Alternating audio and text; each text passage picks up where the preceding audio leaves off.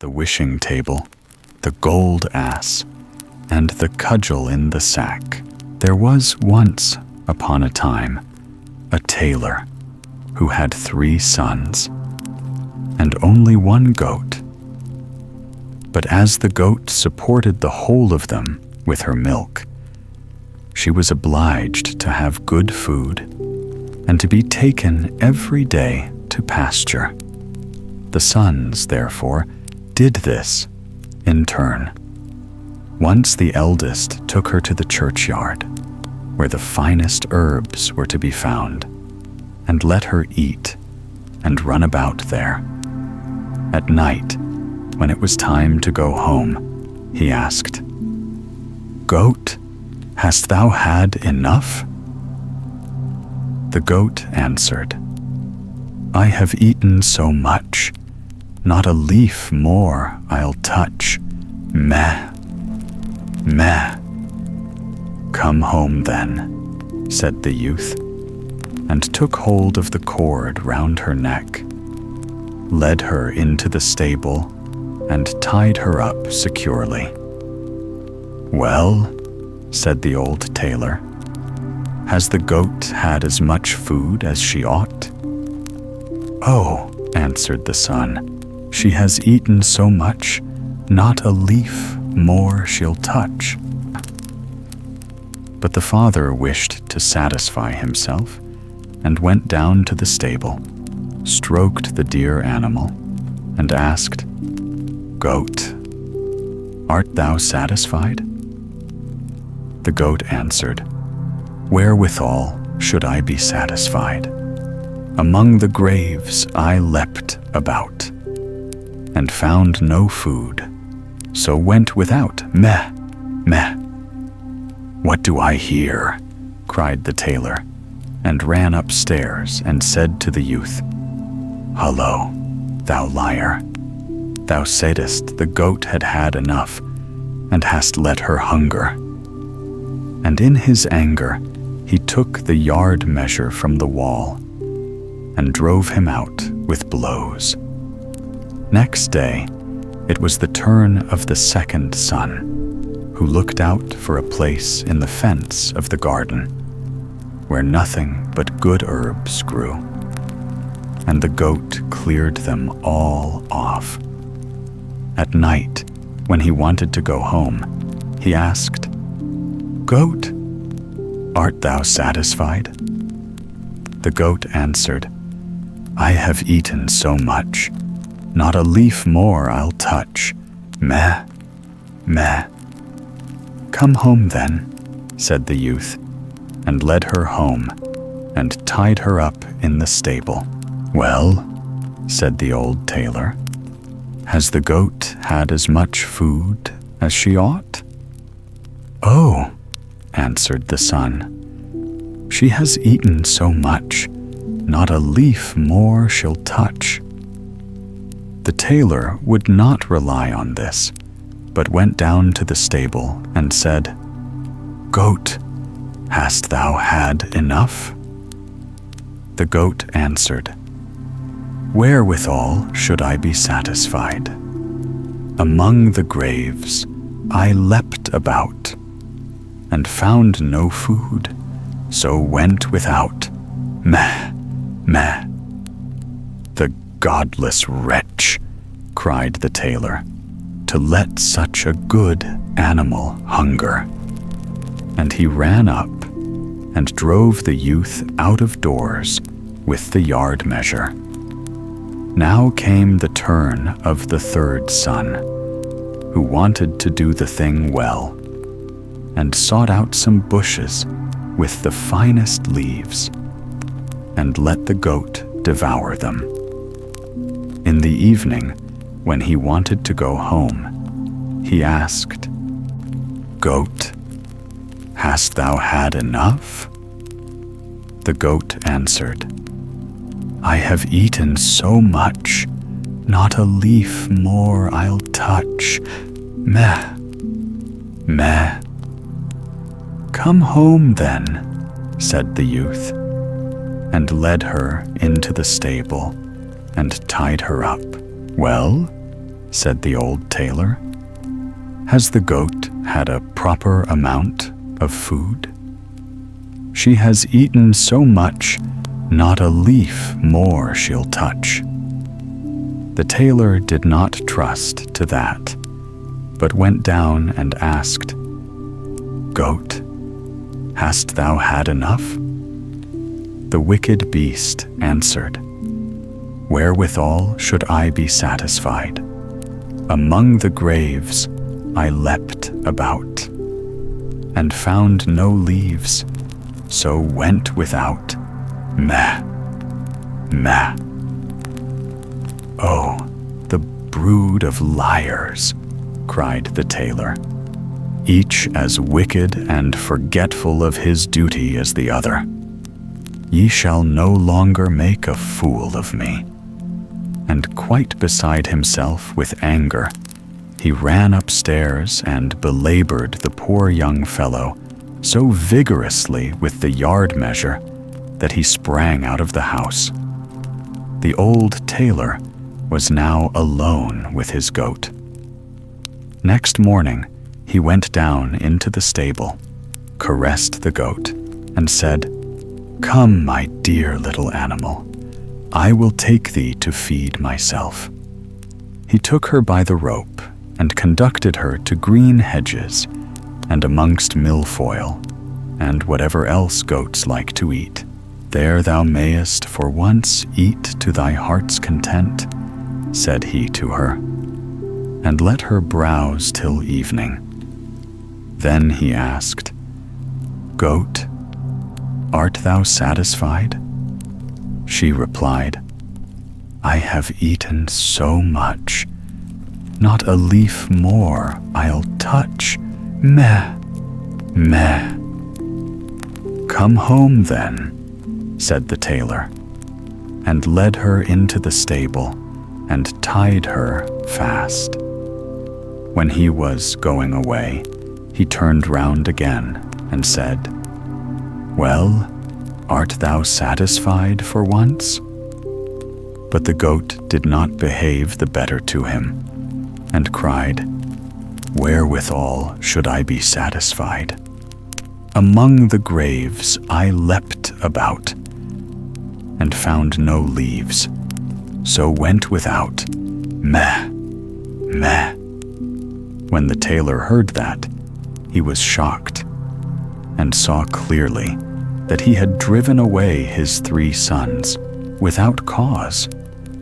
"Wait, thou ungrateful creature," cried he.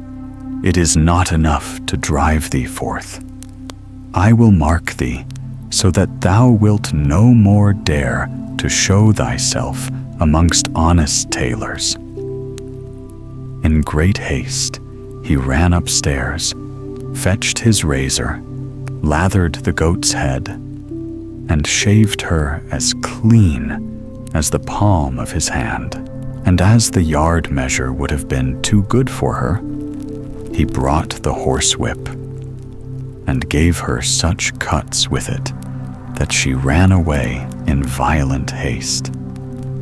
When the tailor was thus left quite alone in his house, he fell into great grief, and would gladly have had his sons back again, but no one knew whither they were gone.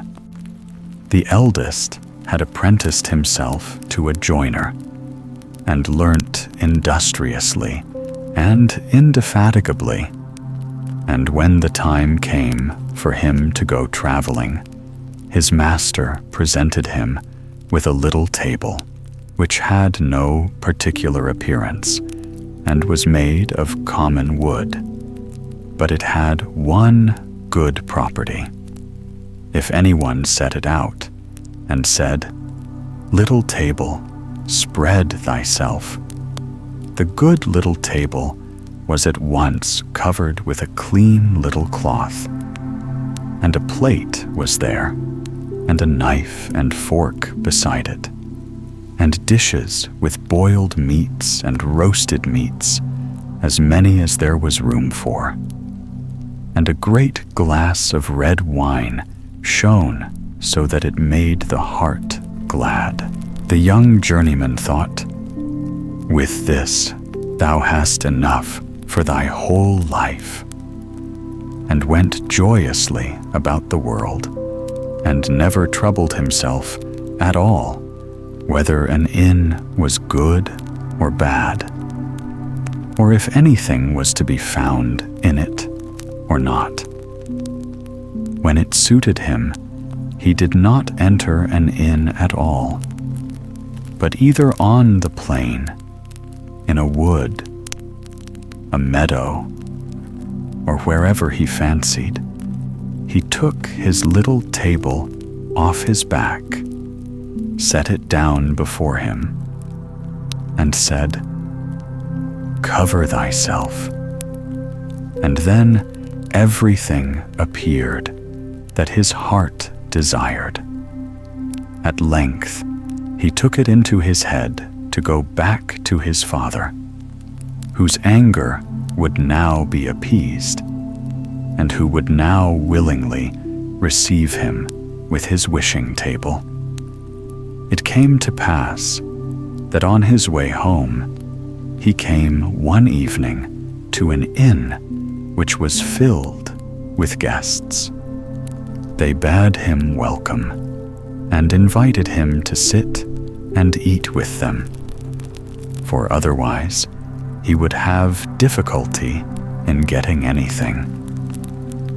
"No," answered the joiner, "I will not take the few bites out of your mouths. Rather than that, you shall be my guests." They laughed and thought he was jesting with them. He, however, placed his wooden table in the middle of the room and said, "Little table, cover thyself." Instantly it was covered with food, so good that the host could never have procured it, and the smell of it ascended pleasantly to the nostrils of the guests. "Fall to, dear friends," said the joiner, and the guests, when they saw that he meant it, did not need to be asked twice, but drew near, pulled out their knives, and attacked it valiantly. And what surprised them the most was that when a dish became empty, a full one instantly took its place of its own accord. The innkeeper stood in one corner and watched the affair. He did not at all know what to say, but thought, "Thou couldst easily find a use for such a cook as that in thy kitchen." The joiner and his comrades made merry until late into the night. At length they lay down to sleep, and the young apprentice also went to bed, and set his magic table against the wall. The host's thoughts, however, let him have no rest. It occurred to him that there was a little old table in his lumber room, which looked just like the apprentice's, and he brought it out quite softly and exchanged it for the wishing table. Next morning, the joiner paid for his bed, took up his table, never thinking that he had got a false one, and went his way. At midday, he reached his father, who received him with great joy. "Well, my dear son, what hast thou learnt?" said he to him. "Father, I have become a joiner." "A good trade," replied the old man. "But what hast thou brought back with thee from thy apprenticeship?" "Father, the best thing which I have brought back with me is this little table." The tailor inspected it on all sides and said, Thou didst not make a masterpiece when thou madst that. It is a old table. But it is a table which furnishes itself, replied the son. When I set it out and tell it to cover itself, the most beautiful dishes stand on it, and a wine also, which gladdens the heart. Just invite all our relations and friends. They shall refresh and enjoy themselves for once, for the table will give them all they require. When the company was assembled, he put his table in the middle of the room and said, Little table, cover thyself. But the little table did not bestir itself, and remained just as bare as any other table which did not understand language. Then the poor apprentice became aware that his table had been changed, and was ashamed at having to stand there like a liar. The relations, however, mocked him, and were forced to go home without having eaten or drunk. The father brought out his patches again, and went on tailoring, but the son went to a master in the craft. The second son had gone to a miller, and had apprenticed himself to him. When his years were over, the master said, As thou hast conducted thyself so well, I give thee an ass of a peculiar kind, which neither draws a cart nor carries a sack. To what use is he put then? Asked the young apprentice. He lets gold drop from his mouth, answered the miller. If thou settest him on a cloth, and sayest Bricklebrit, the good animal will drop gold pieces for thee. That is a fine thing, said the apprentice, and thanked the master, and went out into the world. When he had need of gold, he had only to say Bricklebrit to his ass, and it rained gold pieces, and he had nothing to do but pick them off the ground. Wheresoever he went, the best of everything was good enough for him, and the dearer the better, for he had always a full purse. When he had looked about the world for some time, he thought, Thou must seek out thy father.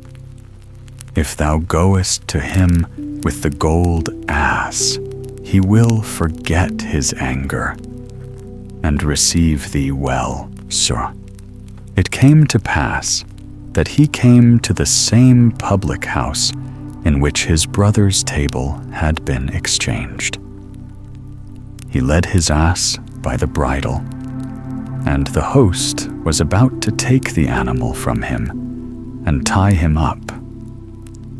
But the young apprentice said, Don't trouble yourself.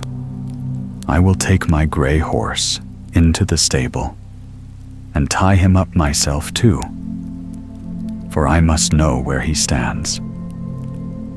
This struck the host as odd, and he thought that a man who was forced to look after his ass himself could not have much to spend.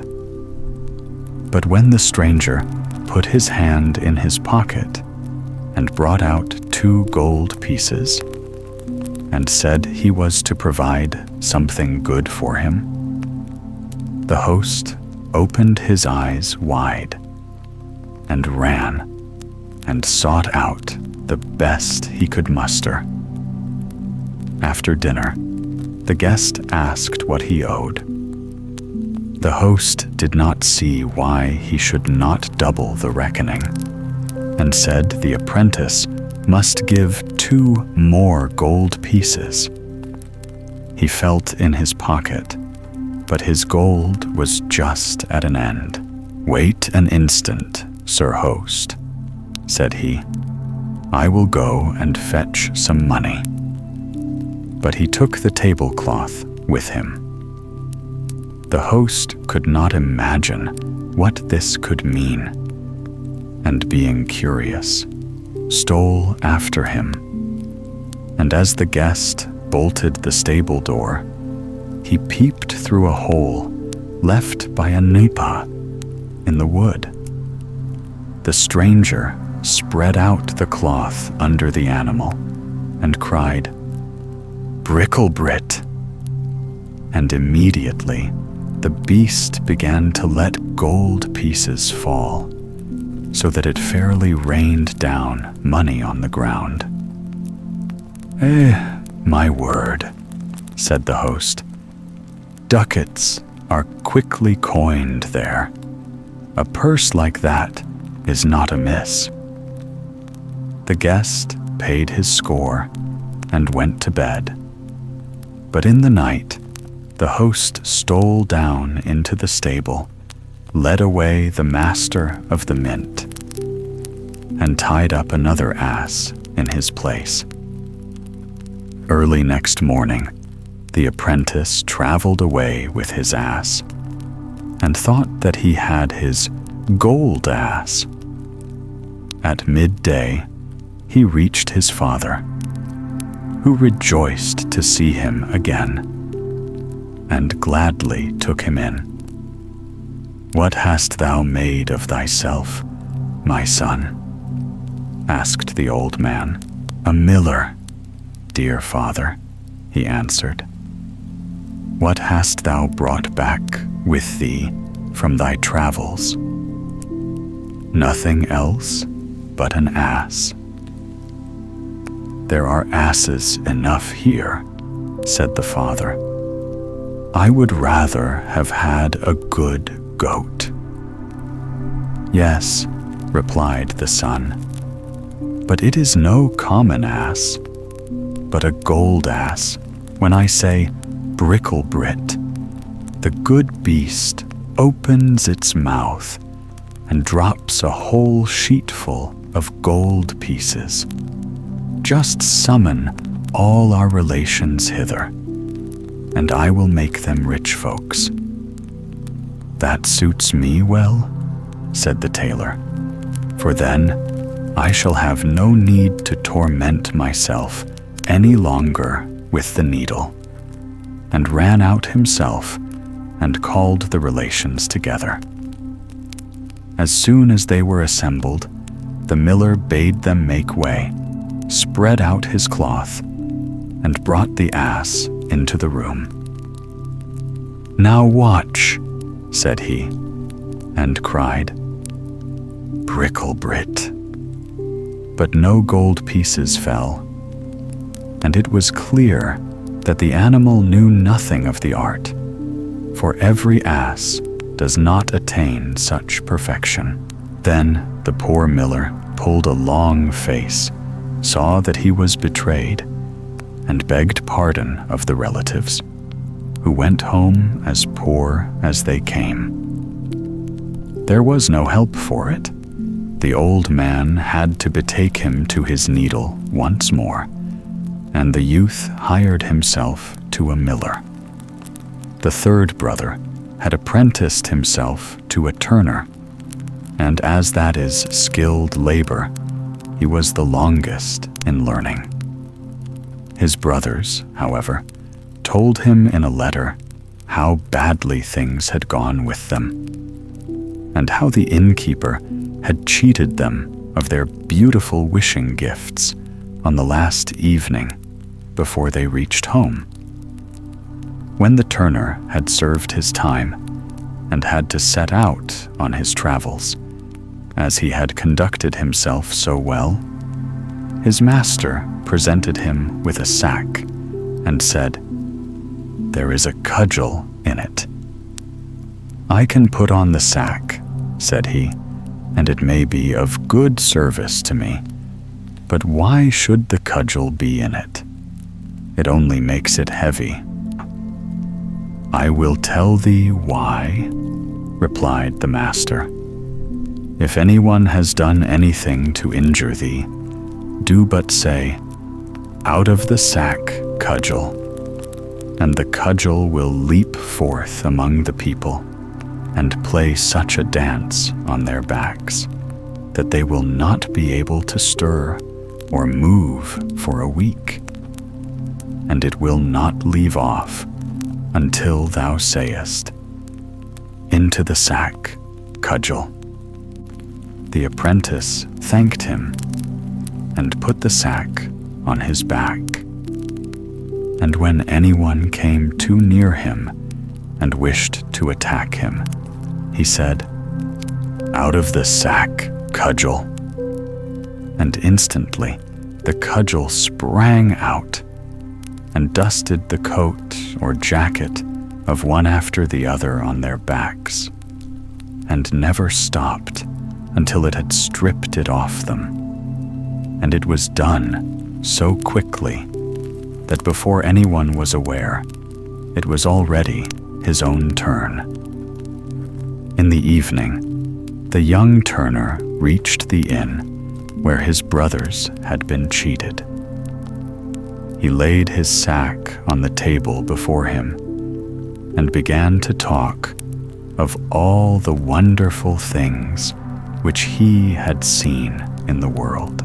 Yes, said he, people may easily find a table which will cover itself, a gold ass, and things of that kind, extremely good things which I by no means despise. But these are nothing in comparison with the treasure which I have won for myself, and am carrying about with me in my sack there. The innkeeper pricked up his ears. What in the world can that be? Thought he. The sack must be filled with nothing but jewels. I ought to get them cheap too, for all good things go in threes. When it was time for sleep, the guest stretched himself on the bench and laid his sack beneath him for a pillow. When the innkeeper thought his guest was lying in a sound sleep, he went to him and pushed and pulled quite gently and carefully at the sack to see if he could possibly draw it away and lay another in its place. The turner had, however, been waiting for this for a long time, and now, just as the innkeeper was about to give a hearty tug, he cried, Out of the sack, Cudgel, Tenko. Instantly, the little cudgel came forth and fell on the innkeeper and gave him a sound thrashing. The host cried for mercy, but the louder he cried, so much more heavily, the cudgel beat the time on his back, until at length he fell to the ground, exhausted. Then the turner said, If thou dost not give back the table which covers itself, and the gold ass, the dance shall begin afresh. Oh no, cried the host, quite humbly. I will gladly produce everything. Only make the accursed kobold creep back into the sack. Then said the apprentice, I will let mercy take the place of justice, but beware of getting into mischief again. So he cried, Into the sack, Cudgel, and let him have rest. Next morning, the turner went home to his father with the wishing table and the gold ass. The tailor rejoiced when he saw him once more, and asked him likewise what he had learned in foreign parts. Dear father, said he, I have become a turner. A skilled trade, said the father, "what hast thou brought back with thee from thy travels?" "A precious thing, dear father," replied the son, "a cudgel in the sack." "What?" cried the father. "A cudgel? That's worth thy trouble indeed. From every tree thou can cut thyself one, but not one like this, dear father. If I say, 'Out of the sack, cudgel,' the cudgel springs out and leads anyone who means ill with me a weary dance, and never stops until he lies on the ground and prays for fair weather.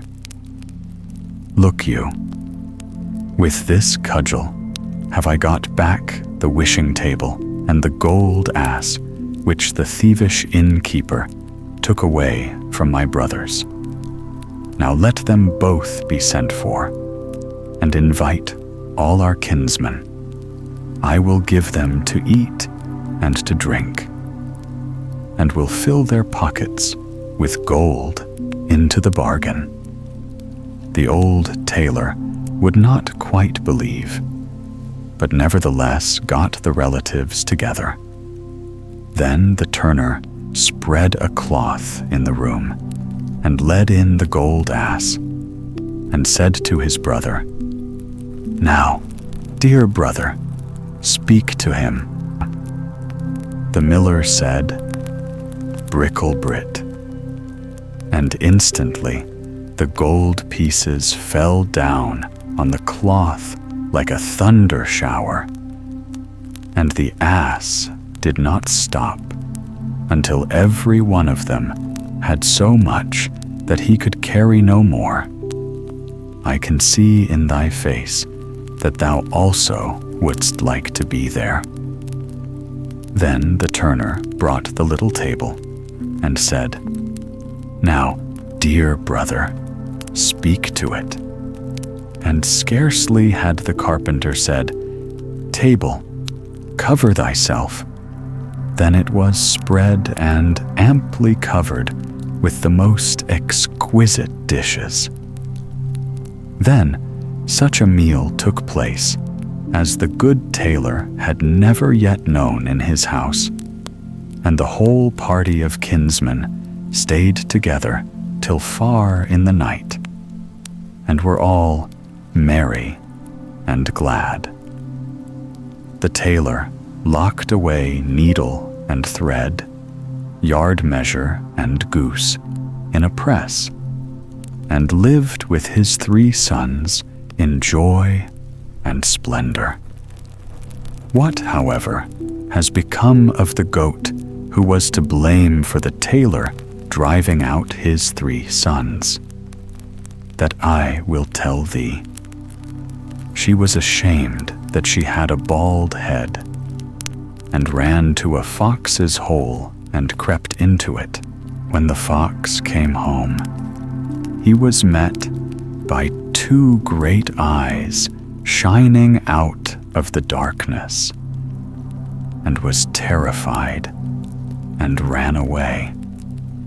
A bear met him, and as the fox looked quite disturbed, he said, "What is the matter with thee, brother fox? Why dost thou look like that?" "Ah," answered Redskin, "a fierce beast is in my cave, and stared at me with its fiery eyes." "We will soon drive him out," said the bear, and went with him to the cave and looked in. But when he saw the fiery eyes, fear seized on him likewise. He would have nothing to do with the furious beast, and took to his heels. The bee met him, and as she saw that he was ill at ease, she said, "Bear, thou art really pulling a very pitiful face. What has become of all thy gaiety? It is all very well for thee to talk, replied the bear. "A furious beast with staring eyes is in Redskin's house, and we can't drive him out." The bee said, "Bear, I pity thee. I am a poor, weak creature whom thou wouldst not turn aside to look at. But still, I believe I can help thee." She flew into the fox's cave, lighted on the goat's smoothly shorn head, and stung her so violently that she sprang up, crying, "Meh, meh," and ran forth into the world as if mad. And to this hour, no one knows where she has gone. Tom Thumb. There was once a poor countryman who used to sit in the chimney corner all evening and poke the fire, while his wife sat at her spinning wheel. And he used to say, "How dull it is without any children about us. Our house is so quiet, and other people's houses so noisy and merry." "Yes," answered his wife, and sighed, "If we could only have one, and that one ever so little, no bigger than my thumb, how happy I should be. It would indeed be having our heart's desire." Now, it happened that after a while, the woman had a child who was perfect in all his limbs, but no bigger than a thumb. Then the parents said, "He is just what we wished for, and we will love him very much." And they named him according to his stature, Tom Thumb. And though they gave him plenty of nourishment, he grew no bigger, but remained exactly the same size as when he was first born. And he had very good faculties, and was very quick and prudent, so that all he did prospered.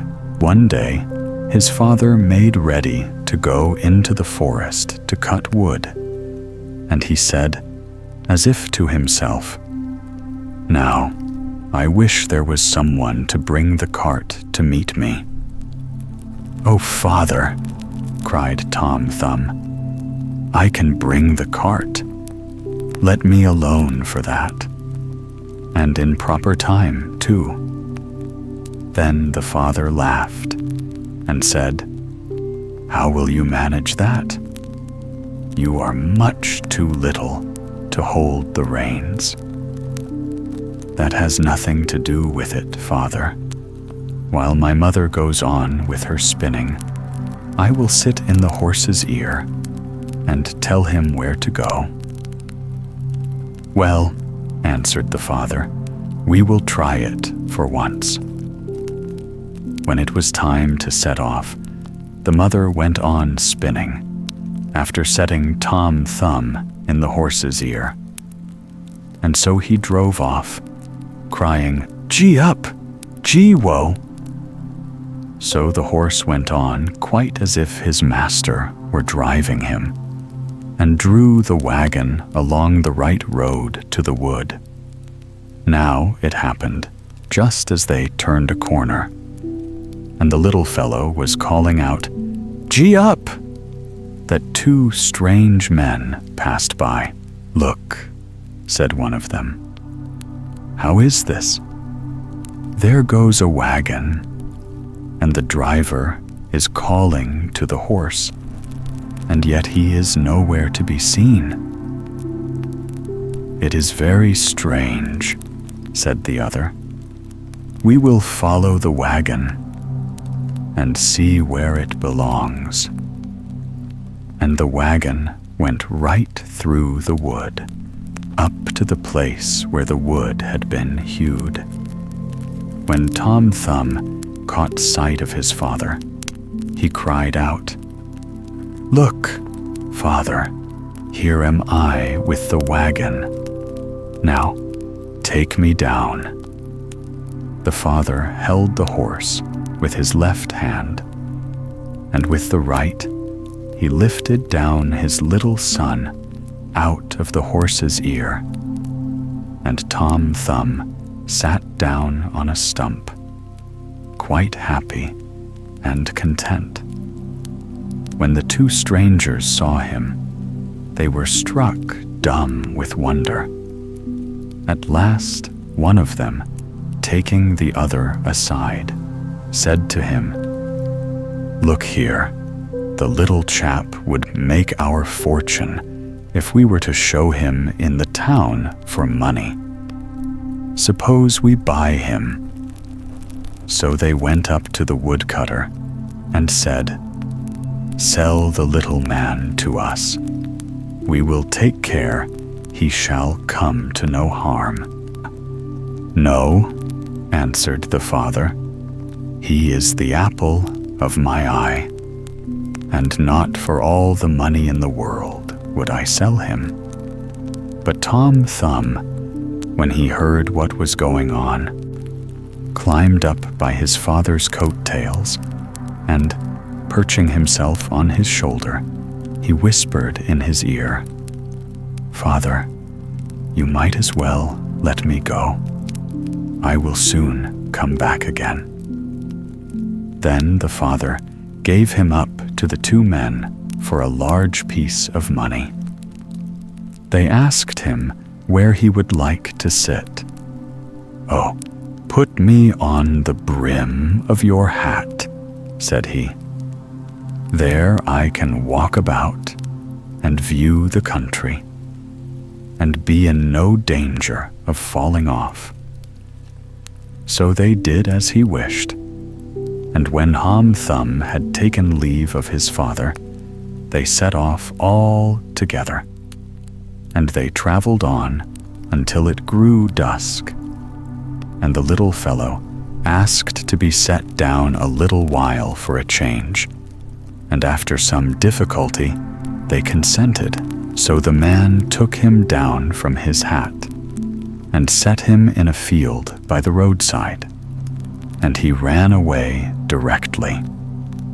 And, after creeping about among the furrows, he slipped suddenly into a mouse hole, just what he was looking for. "Good evening, my masters. You can go home without me," cried he to them, laughing. They ran up and felt about with their sticks in the mouse hole, but in vain. Tom Thumb crept farther and farther in, and as it was growing dark, they had to make the best of their way home, full of vexation and with empty purses. When Tom Thumb found they were gone, he crept out of his hiding place underground. "It is dangerous work groping about these holes in the darkness," said he. "I might easily break my neck." But by good fortune, he came upon an empty snail shell. "That's all right," said he. "Now I can get safely through the night." And he settled himself down in it. Before he had time to get to sleep, he heard two men pass by, and one was saying to the other, "How can we manage to get hold of the rich parson's gold and silver?" "I can tell you how," cried Tom Thumb. "How is this?" said one of the thieves, quite frightened. "I hear someone speak." So they stood still and listened, and Tom Thumb spoke again. "Take me with you. I will show you how to do it." "Where are you then?" asked they. "Look about on the ground and notice where the voice comes from," answered he. At last they found him, and lifted him up. "You little elf," said they, "how can you help us?" "Look here," answered he. "I can easily creep between the iron bars of the parson's room and hand out to you whatever you would like to have." "Very well," said they. "Vav, we will try what you can do." So when they came to the parsonage house, Tom Thumb crept into the room, but cried out with all his might, "Will you have all that is here?" So the thieves were terrified and said, "Do speak more softly, lest anyone should be awaked." But Tom Thumb made as if he did not hear them, and cried out again, "What would you like? Will you have all that is here?" So that the cook, who was sleeping in a room hard by, heard it, and raised herself in bed and listened. The thieves, however, in their fear of being discovered, had run back part of the way, but they took courage again, thinking that it was only a jest of the little fellows. So they came back and whispered to him to be serious and to hand them out something. Then Tom Thumb called out once more as loud as he could, "Oh yes, I will give it all to you. Only put out your hands."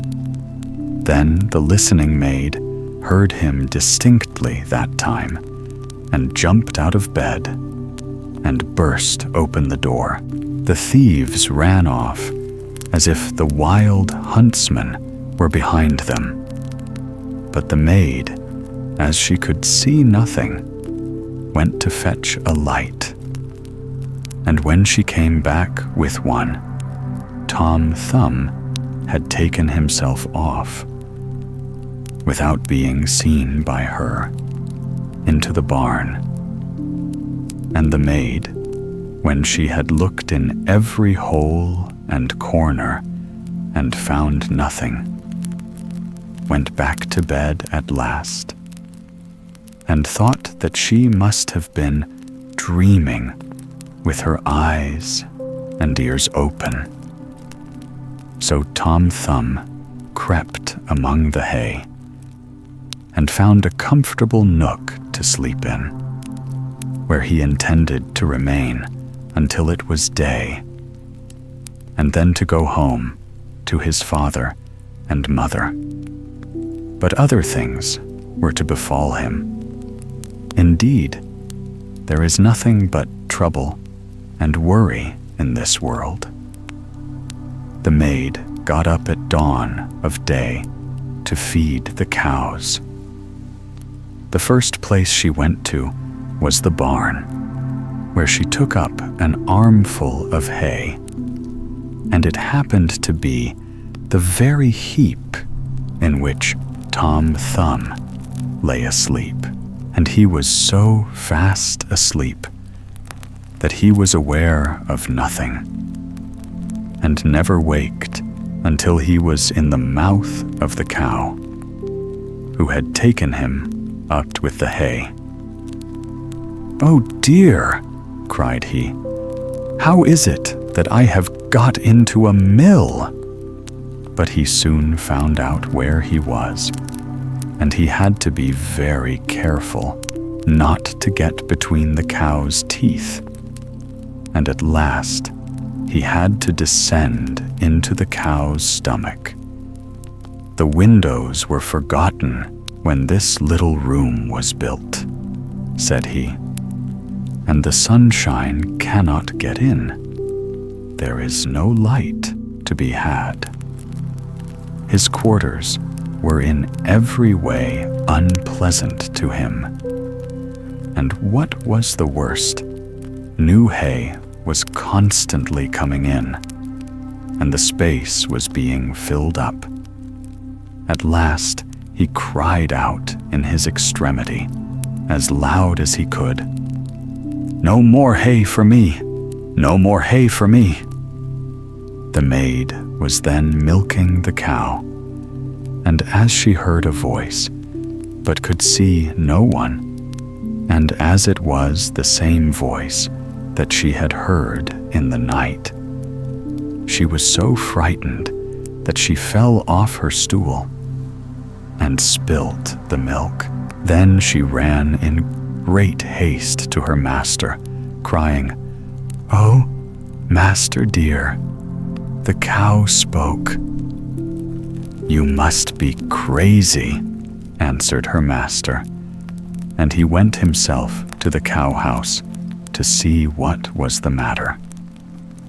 No sooner had he put his foot inside the door than Tom Thumb cried out again, "No more hay for me! No more hay for me!"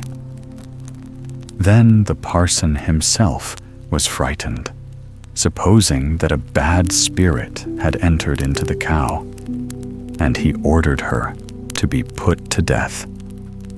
So she was killed, but the stomach, where Tom Thumb was lying, was thrown upon a dunghill. Tom Thumb had great trouble to work his way out of it, and he had just made a space big enough for his head to go through, when a new misfortune happened. A hungry wolf ran up and swallowed the whole stomach at one gulp. But Tom Thumb did not lose courage. "Perhaps," thought he, "the wolf will listen to reason." And he cried out from the inside of the wolf, "My dear wolf, I can tell you where to get a splendid meal." "Where is it to be had?" asked the wolf. "In such and such a house, and you must creep into it through the drain, and there you will find cakes and bacon and broth, as much as you can eat." And he described to him his father's house. The wolf needed not to be told twice. He squeezed himself through the drain in the night, and feasted in the storeroom to his heart's content.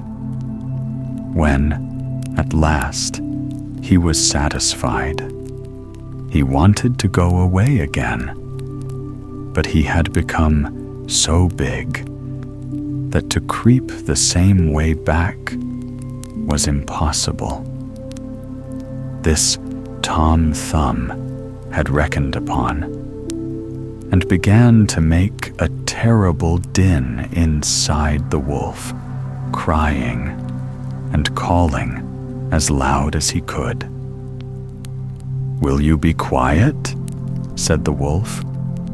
"You will wake the folks up." "Look here," cried the little man. "You are very well satisfied, and now I will do something for my own enjoyment," and began again to make all the noise he could. At last the father and mother were awakened, and they ran to the room door and peeped through the chink. And when they saw a wolf in occupation, they ran and fetched weapons, the man an axe, and the wife a scythe. "Stay behind," said the man as they entered the room.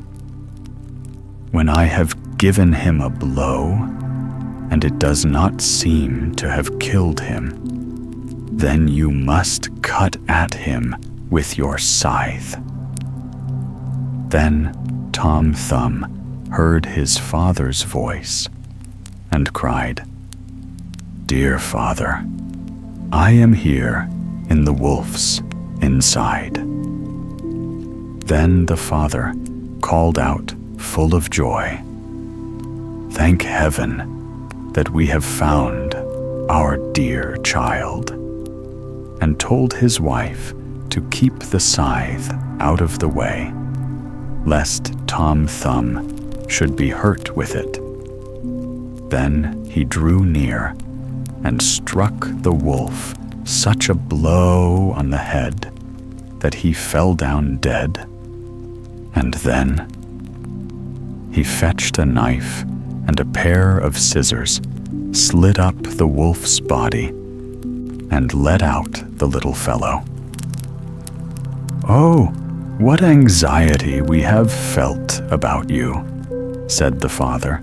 "Yes, father, I have seen a good deal of the world, and I am very glad to breathe fresh air again."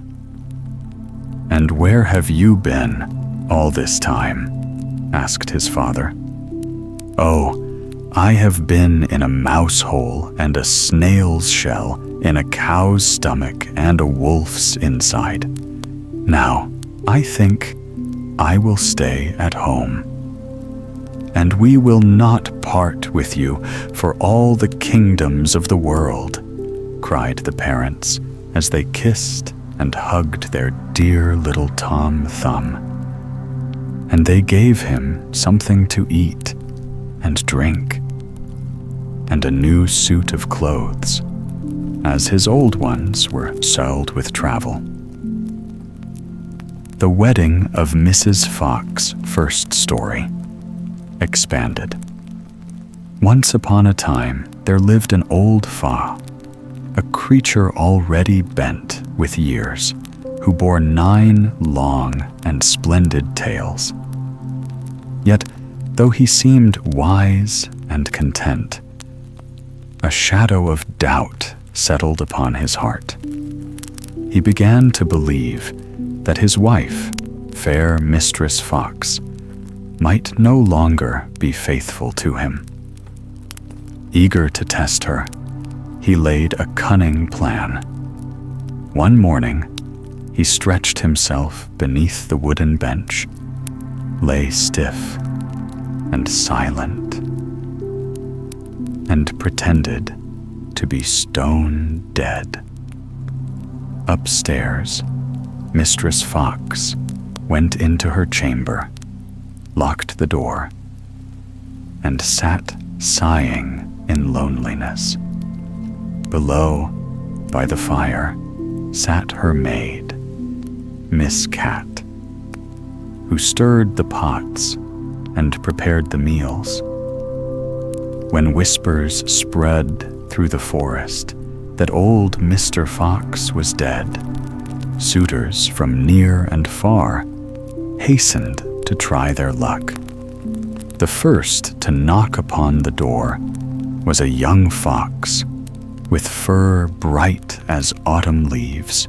He tapped gently and called, "What are you about, Miss Cat? Do you slumber or do you chat?" The cat replied with a purr, "I slumber not, I wake indeed. I stir the pot for mistress's need. Warm beer with butter, rich I brew. Would you not come and sip it too?" "No, thank you, kind miss," said the fox. "But tell me, how fares Mistress Fox?" The maid answered in mournful rhyme, "She sits alone in her chamber small. Her tears like raindrops downward fall. Her little eyes are swollen red, because old Master Fox lies dead." "Then pray," said the young wooer, "announce me, for I would gladly win her hand." Up the stairs, Miss Cat went, her paws pattering, trip, trap, while her golden rings jingled. She knocked thrice.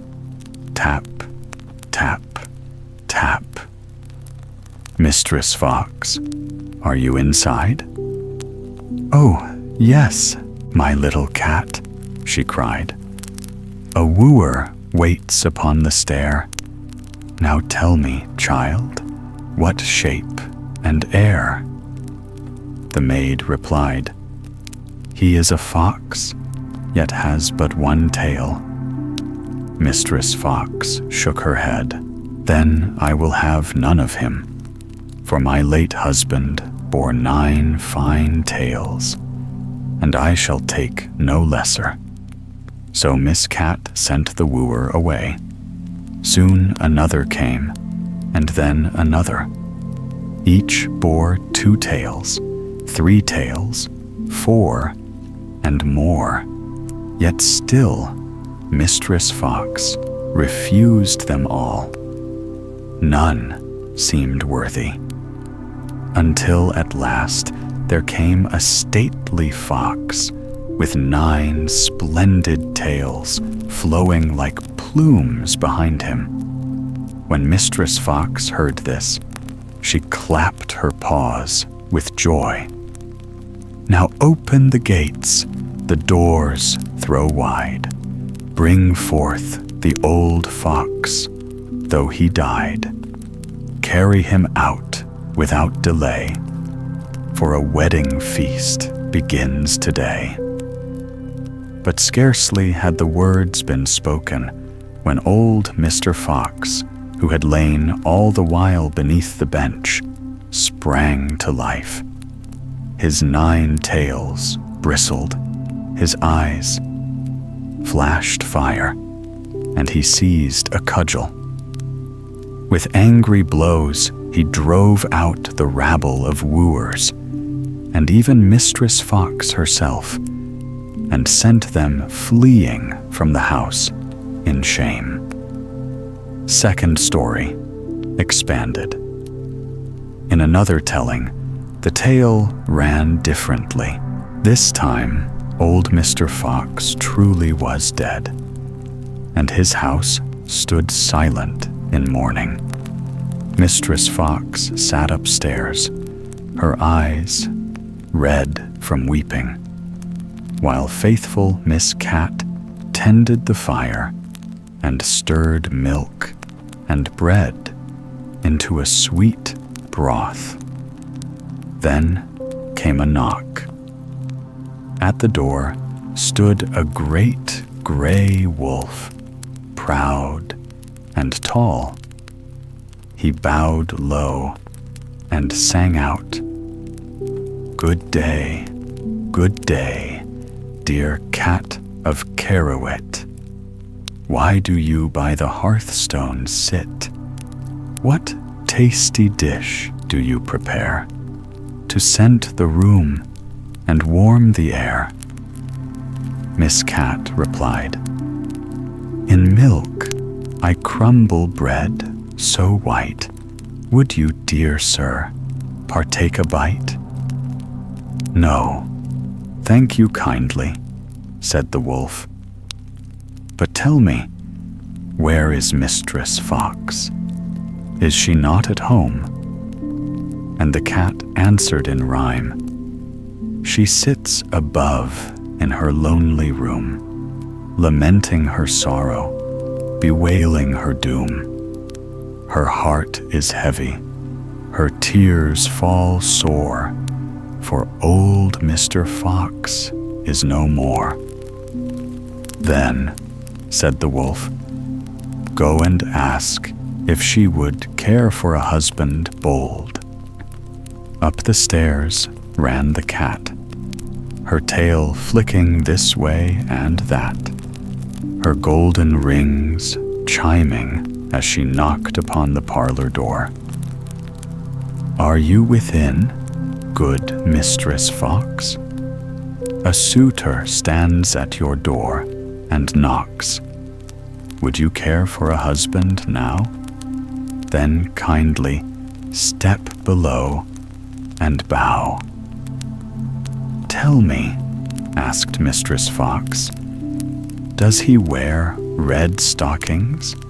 And has he a pointed snout? No, answered the cat. Then he will not do for me. The wolf went away, and in his place came many more. First a dog, then a proud stag, a quick hare, a roaring bear, a mighty lion, and nearly every beast of the forest. Yet each time one small grace was lacking: a red stocking, a pointed mouth, a fox's manner. And so each wooer was dismissed. At last there came a young fox, handsome and slender. Miss Cat ran to the chamber door once more. Mistress Fox, a fine young fox awaits. He has red stockings upon his legs, and his mouth is sharp and pointed. At this news, Mistress Fox rose at once. Then let him come upstairs, for he alone pleases me. She commanded Miss Cat to prepare the hall. Quickly now, sweep the room so clean. Open the window, let in the sheen. Fling out the old fox, lay him to rest, though many a mouse he caught with zest. Not once of me did he think at all, but ate each morsel, fat and small. So the chamber was set in order, the old fox was carried out, and the young fox was welcomed in. Soon the wedding feast began, the music played, and the beasts of the forest came to dance. And they danced, and they sang, and they feasted so merrily that, if they have not tired of it yet, they are surely still dancing to this very day. The Elves first. Story. There was once a shoemaker who, through no fault of his own, had fallen into such deep poverty that he owned nothing in the world except a small piece of leather, enough only for a single pair of shoes. One evening, with a heavy yet honest heart, he carefully cut out the leather, thinking to begin work on the shoes the next morning. Having done all he could, he commended himself to God, laid his head upon the pillow with a clear conscience, and soon drifted into sleep. When morning came, he rose early, said his prayers, and prepared to set to work. But to his astonishment, on the table lay 2 shoes, already finished. They were not roughly sewn together, as one might expect from hurried hands, but stitched with such precision and neatness that they seemed a masterpiece fit for kings. He gazed in wonder, scarcely daring to believe his own eyes. Soon a customer entered the shop, and being taken with the excellent quality of the shoes, paid him a price higher than was usual. With this money, the shoemaker bought leather for 2 more pairs. That evening, he cut the leather as before, and in the morning, he found both pairs finished, fine and flawless. Buyers quickly appeared, and again he earned enough to buy leather for 4 pairs. This pattern continued. Whatever he cut out at night was completed by morning, and the mysterious workmanship never faltered. In this way, his misfortune was turned to blessing. Day by day, he grew more prosperous until, at last, he had regained not only independence, but also abundance. Now it happened that, near Christmas, as he sat one evening cutting leather, he spoke to his wife. "What say you? If we keep watch tonight to see who grants us this unseen aid?" The woman agreed gladly, lit a candle, and together they hid in a corner of the room, behind hanging clothes. At midnight, when the house lay in silence, 2 tiny men slipped in. They wore not a thread upon their bodies, but were nimble and merry. Sitting at the shoemaker's table, they worked swiftly with their little hands, stitching and hammering with such skill that the shoemaker could scarce turn away his eyes for wonder. In no time, the shoes stood finished, and away the little men darted as swiftly as they had come. The next morning, the shoemaker's wife said, "These small folk have made us rich. It would not be right if we offered no gratitude. They run about with nothing to cover themselves, and must surely be cold. I shall make them shirts, coats, vests, and trousers, and even knit them stockings. Do you, husband, make them each a tiny pair of shoes." The shoemaker agreed with joy, and by Christmastide, everything was ready. That night, they laid the little garments upon the table instead of cut leather, and again hid themselves to watch. When midnight struck, the little men bounded in, intending to work. But finding no leather, only the neat array of clothes, they stood amazed. Then, in delight, they dressed themselves quickly, admiring how fine they looked, and sang in ringing voices, "Now we are boys, so fair to see. No longer cobblers shall we be." They danced and skipped about the room, leaping over benches and chairs, until at last they sprang out into the night and were seen no more. But from that time forward, fortune never forsook the shoemaker, and all that he undertook prospered. Second story. There was once a poor servant girl, humble and diligent. Each day she swept the house clean and carried her sweepings to the great heap before the door. One morning, as she turned to her work, she spied upon the heap a folded letter. Being unable to read, she laid aside her broom and carried the letter to her master and mistress.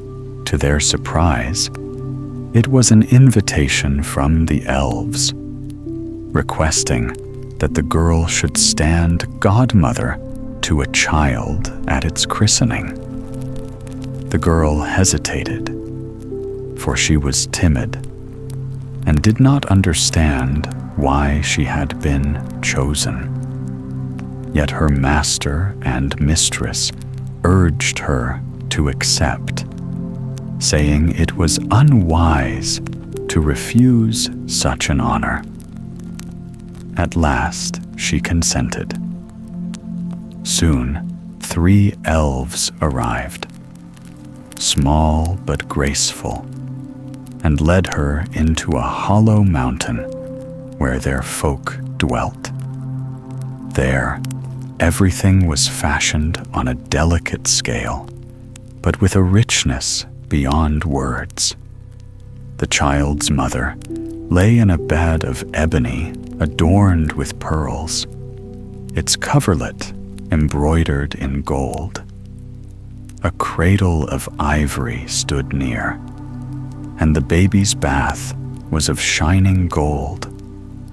The girl served as godmother with all humility, and when the ceremony was ended, she wished to return home.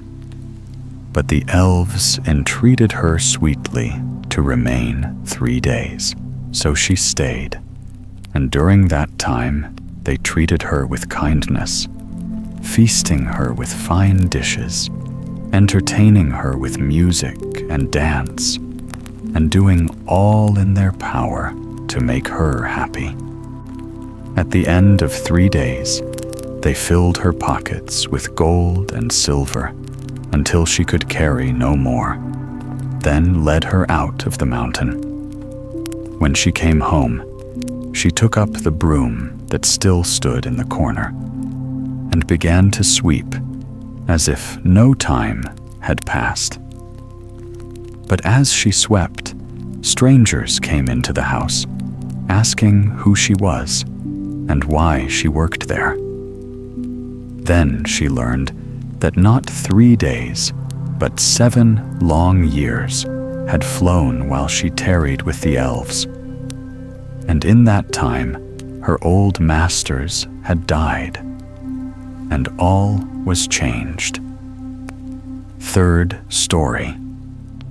There was once a mother whose child had been stolen away from its cradle by elves.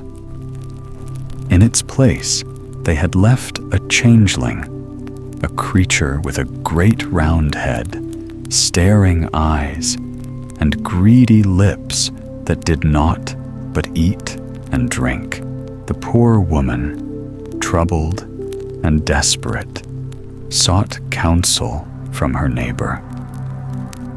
"Carry the strange child into the kitchen," said the neighbor.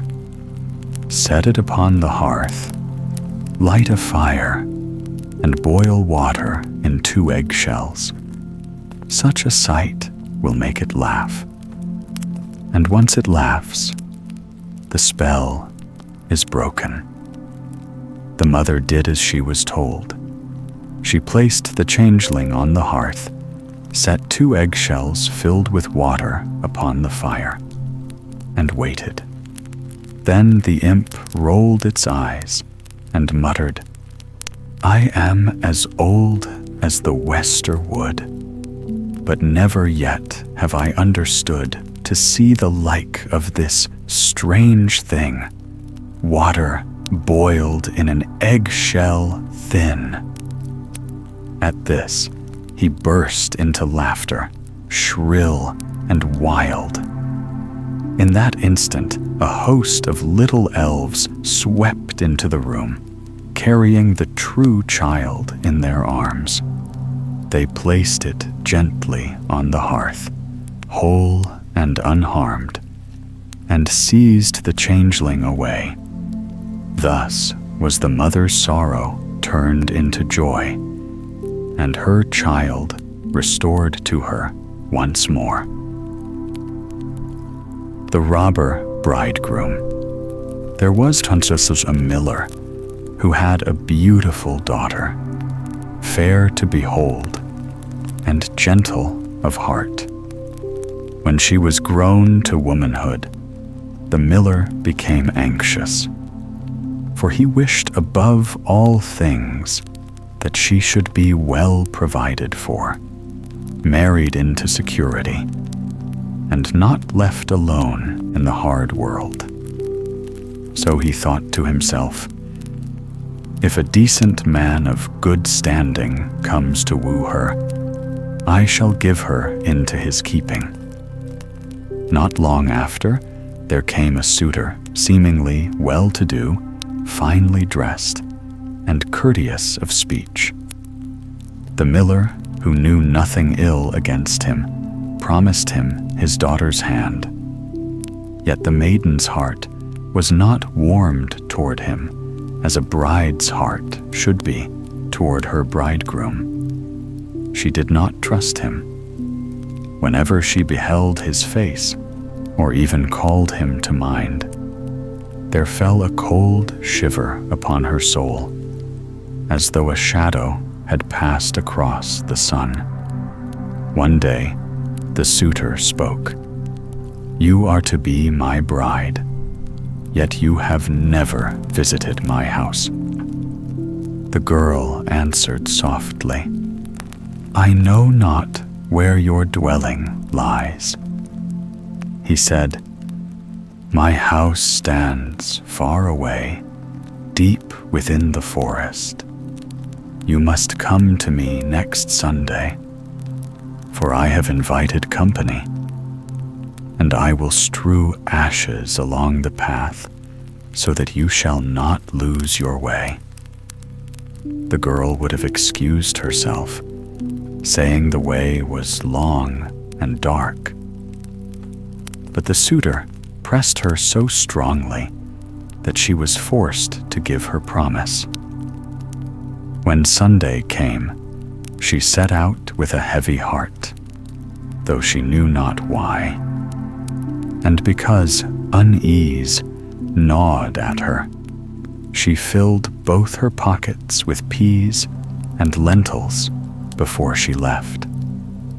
The path through the forest had indeed been strewn with ashes, yet at every step she cast to the right and left a handful of peas, so that behind her there should grow a track to lead her home again. The deeper she went, the darker grew the wood, until she reached its heart, where not even the noonday sun could pierce the gloom. There, in the shadow, stood a lonely house, grim and unwelcoming, with shuttered windows and a roof that bent low, as if the building itself wished to hide from sight. The maiden entered, but no living soul was to be seen. A stillness hung over the rooms, so thick it seemed to choke her breath. Then, suddenly, a voice rang out. Turn back, thou pretty bride. Within this house thou must not bide, for here do evil things betide."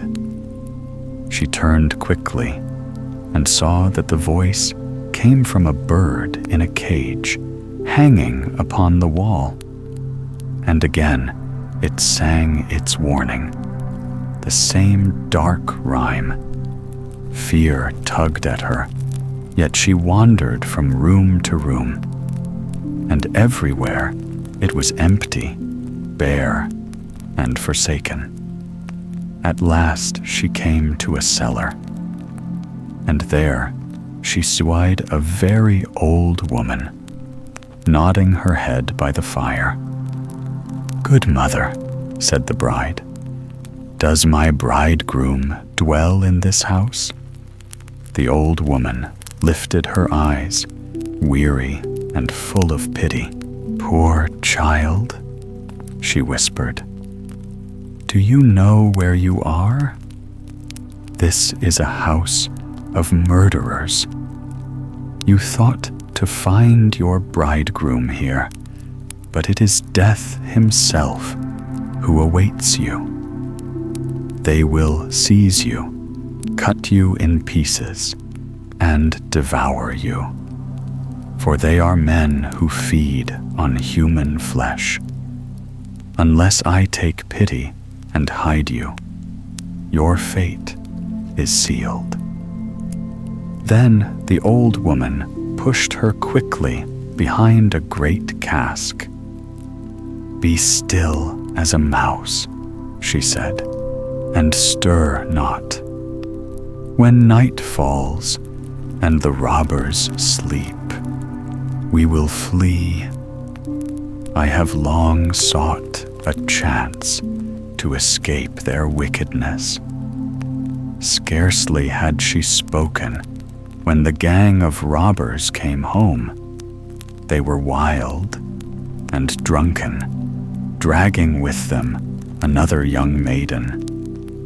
The poor girl shrieked and pleaded, but they forced her to drink 3 glasses of wine, white, red, and yellow. When her cries grew faint, they drew their knives, cut her in pieces, and prepared to feast upon her flesh.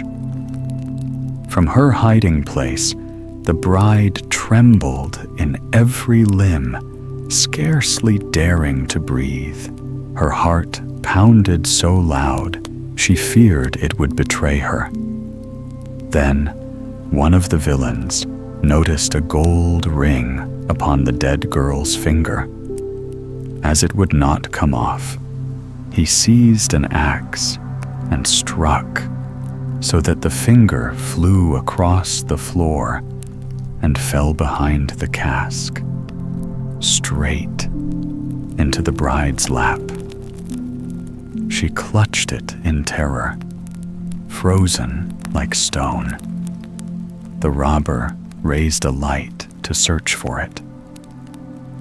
"The finger must be here," he muttered. Another said, "Look behind the cask."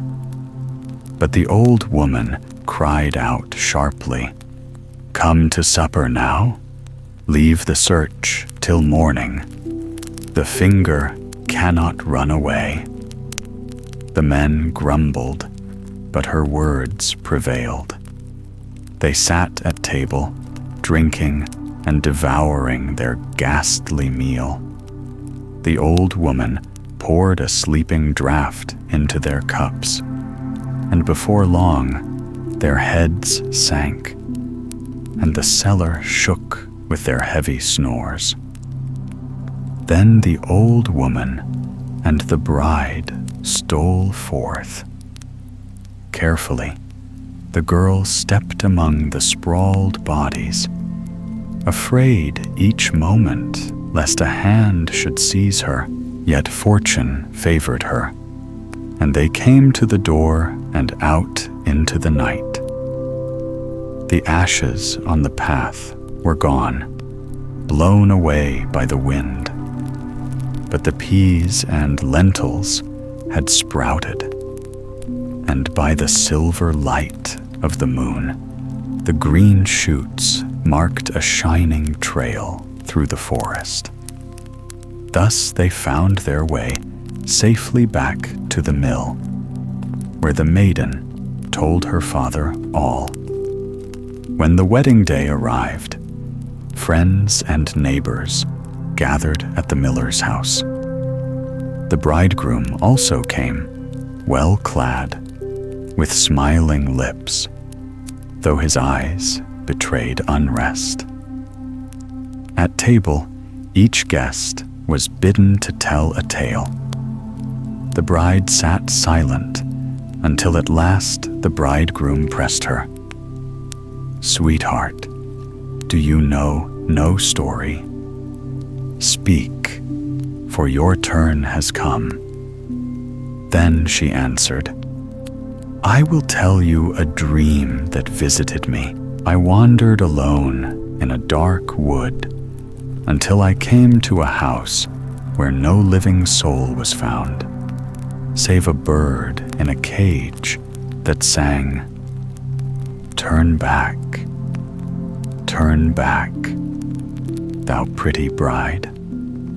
Within this house thou must not bide, for evil things do here betide.' I went through the rooms, and all stood empty, bleak, and joyless. At last I came to a cellar, where sat an ancient woman who told me that I was among cutthroats, and that my bridegroom would slay me, cut me in pieces, and feast upon me. Yet she hid me behind a cask. Soon the robbers came, dragging another maiden, whom they gave to drink of white, red, and yellow wine. Then they murdered her. One among them sought to take a golden ring from her finger, but when he could not, he struck off the finger with an axe, and lo, the finger sprang away and fell into my lap, and here it lies, with the ring upon it. At these words, she drew forth the grisly token and laid it before them. The suitor, who had grown pale as death during the tale, sprang up, seeking to flee. But the company seized him fast, and he and his whole band were delivered into the hands of justice. For their evil deeds they were condemned, and none escaped the punishment of the law. The Tailor in Heaven. One bright and gentle day, it so befell that the good Lord desired to take his delight in the garden of heaven. He called to him all the apostles and all the saints, and together they walked out into the shining meadows of paradise, so that no soul remained behind save Saint Peter. To him the Lord entrusted the great key and gave this strict command: "See to it that no one enters while I am away." So Peter stood faithfully at the heavenly gate, watchful and firm. Not long after, there came a knocking. The sound was timid, but it stirred the stillness. Peter raised his voice. "Who knocks there, and what wouldst thou have?" A soft and wheedling voice answered, "It is I, a poor tailor, an honest man, who begs only for admittance." Peter frowned and shook his head. "Honest indeed. Thou art one who hast been nimble of fingers and swift with the scissors. Many a hem and sleeve hast thou snipped away that was not thine. Thinkest thou heaven is for such as thee? The Lord hath forbidden me to let any pass while he is abroad." But the tailor cried out with pitiful words, "Ah, be merciful, holy keeper. Little scraps that fall of themselves from the shears are no true theft. They are trifles, not worth the telling. Look upon me. I am lame and weary. Blisters burn upon my feet from the long road. I cannot turn back. Only open the gate a little, and I will not trouble thee. I shall labor gladly, bearing the children in my arms, washing their garments, sweeping the benches where they play, and mending what is torn. Let me but creep within, and I shall do the humblest work." Now Peter's stern heart softened, and pity overcame duty. He opened the door only so wide that the tailor's thin body could slip through. He set him in the shadowy corner behind the gate and charged him to sit still and silent, lest the Lord, on returning, should see him and grow wroth. The tailor bowed his head and promised obedience.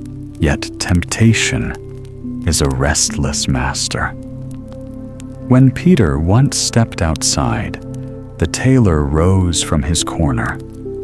Curiosity pricked him like needles, and he wandered through the halls of heaven, gazing upon wonders. He saw radiant courts and shining thrones, choirs of chairs set in bright array. At last, he came upon one seat that outshone all others, a high throne of purest gold, set with gleaming jewels, and before it, a footstool of gold no less splendid. It was the seat of the Lord himself, from which he looked down upon the world and beheld all deeds of men. The tailor's eyes fastened upon it. Long did he stand, for the chair pleased him above all else. At length, his desire burned too hot, and he clambered up and seated himself in the place of the Almighty. Then at once his sight pierced the heavens and reached the earth below. He saw the fields, the towns, the rivers, and all the dealings of humankind. And there, by the water's edge, he spied an old crooked woman washing linen. He watched as she slyly laid 2 veils aside for her own use. Anger flamed in him, sharper than his reason. "A thief!" he cried, though no one heard him. In his fury, he snatched up the golden footstool and hurled it down through the sky, meaning to strike the woman. But once cast, the stool was lost to heaven, and he could not call it back. His courage failed him. He slid down quickly from the high seat, crept again behind the gate, and sat still as if nothing had stirred. Soon the Lord returned with his company of saints. He passed through the gate, saw not the tailor, and went to his throne. But when he would rest his feet, the stool was gone. Gravely, he asked Peter, "Where is the footstool that stood here?" Peter knew nothing of it. The Lord questioned him further, "Hast thou let any soul within?" Peter shook his head and answered at last, "None, save a lame tailor, who even now sits behind the door." Then the Lord bade the tailor be brought forth. He looked upon him and said, "Tell me truly, didst thou take away my footstool? And what hast thou done with it?" The tailor, thinking to please him, spoke with open joy. "Yes, Lord, I cast it down in righteous anger. For I saw an old woman by the stream hiding 2 veils that were not hers, and I would punish her as she deserved." Then the Lord's face grew stern. "O foolish knave! If I had judged as thou judgest, how thinkest thou wouldst have fared? Long since should heaven have been bare of seats, of benches, of forks and spoons. For all would I have flung down upon sinners. But justice here is mine alone, and punishment is not for thee nor for Peter, but for me, the Lord." So he spoke, and with a sign commanded Peter, and Peter was forced to lead the tailor out from heaven's gate. His shoes were torn, his feet raw with blisters, and he took a stick in hand.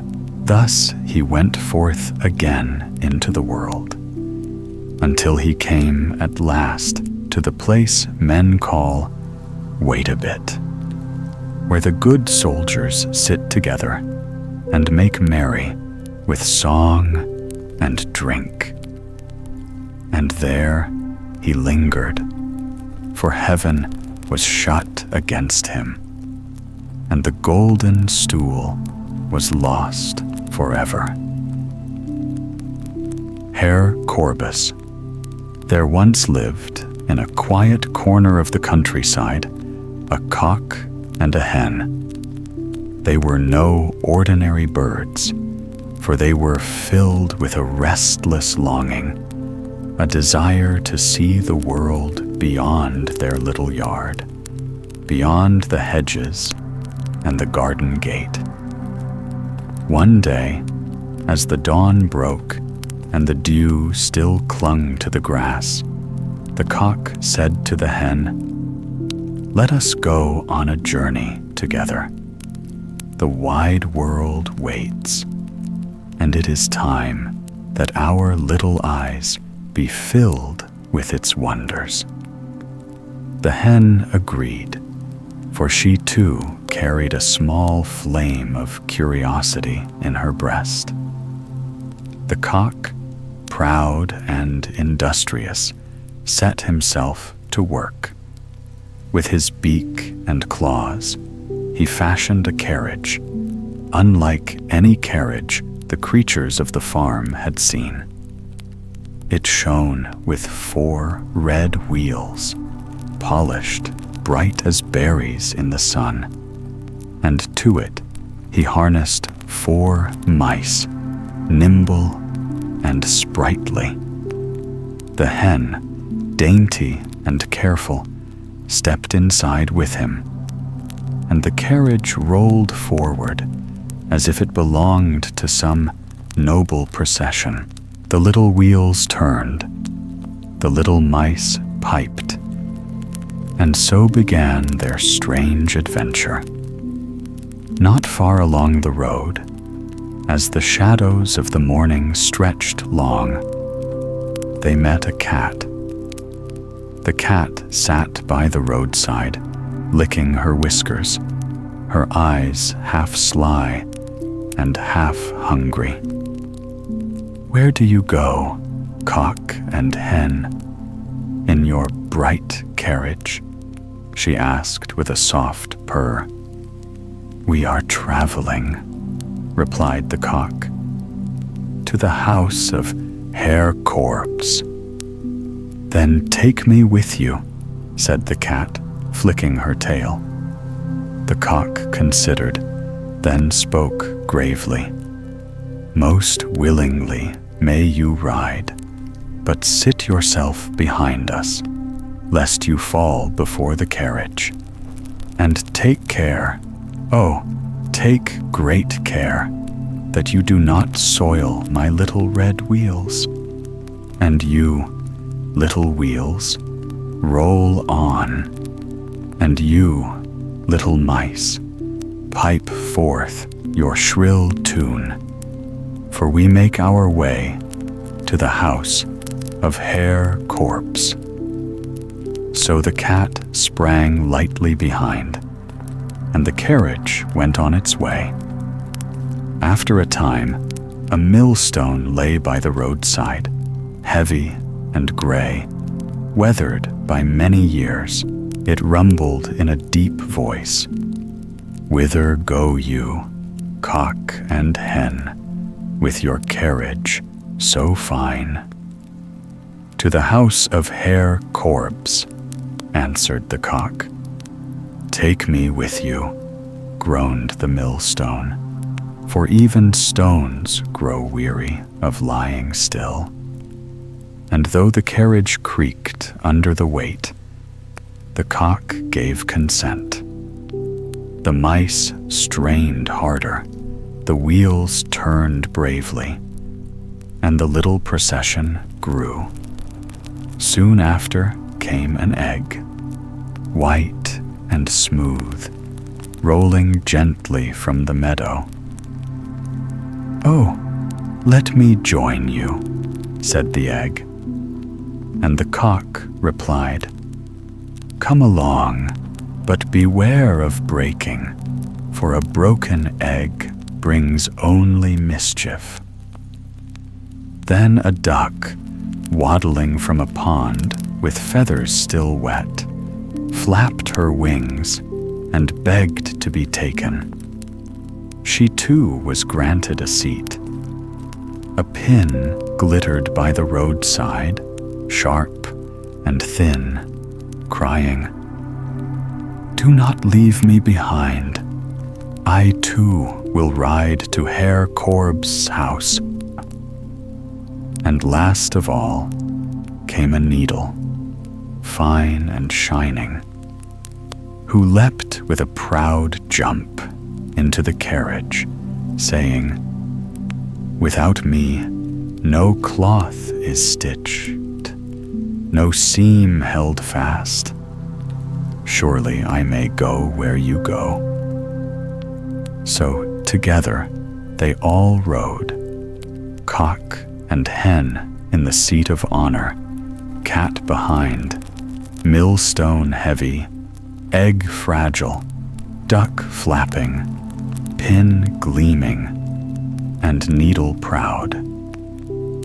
At length, with much creaking and rolling, they came to the house of Herr Korbes.